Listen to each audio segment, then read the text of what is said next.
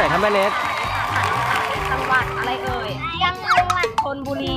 อำเภอสัตหีบนะคะที่นี่น้ำใสมากๆเลยนะคะเดี๋ยววันนี้จะพาน้องดีไซน์แล้วก็น้องข้าวโพดมารีวิวนะคะว่าจะเป็นยังไงบ้างนะคะฝากกดติดตามด้วยนะคะกดกระดิ่งด้วยงั้นเราไปลงหาดกันเลยไปยังเพื่อนครับ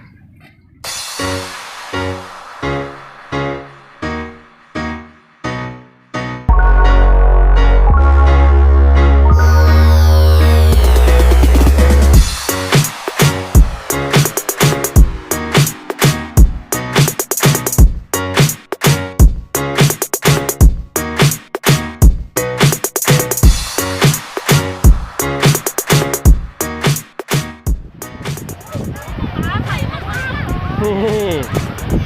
ใสสมชื่อจริงๆนี่นะน้องๆนะดูน้ำนะขาเลยอ่ะจิ้มขาหมูข้าวโพดเลยอ่ะ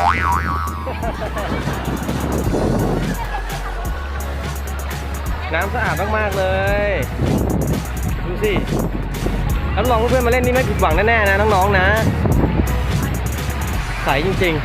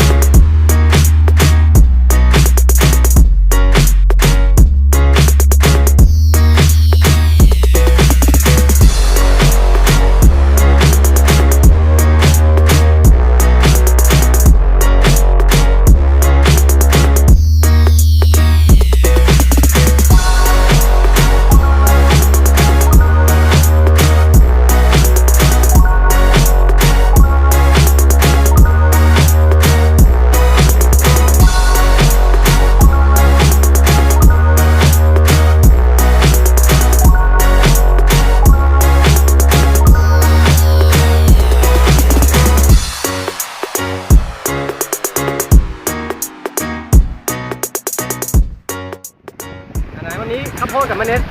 ลองบอกความรู้สึกสิเป็นยังไงบ้างครับวันนี้เป็นยังไงบ้างคะชอบเหรอ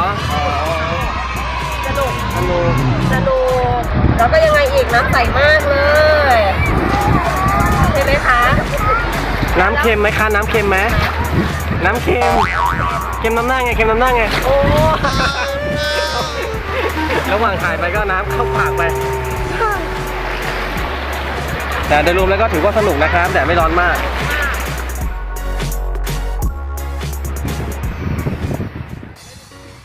ค่ะวันนี้ทริปเที่ยวสัตหีบที่หาดน้ำใสก็เด็กๆเที่ยวสนุกกันมากๆเลยนะคะวันนี้นะดีไซน์เป็นยังไงบ้างลูกสนุกไหมคะสนุกมากข้าวโพดเป็นยังไงบ้างคะคลื่นมันใหญ่มากเลยครับสนุกมากครับโอเคงั้นฝากหิวหนุ่มมากเลยงั้นฝากเพื่อนๆติดตามหน่อยนะครับฝากกดแชร์กดไลค์กดกระดิ่งแจ้งเตือนให้หน่อยนะครับเป็นกำลังใจให้พวกน้องๆด้วยนะคะบ๊ายบายสวัสดีครับ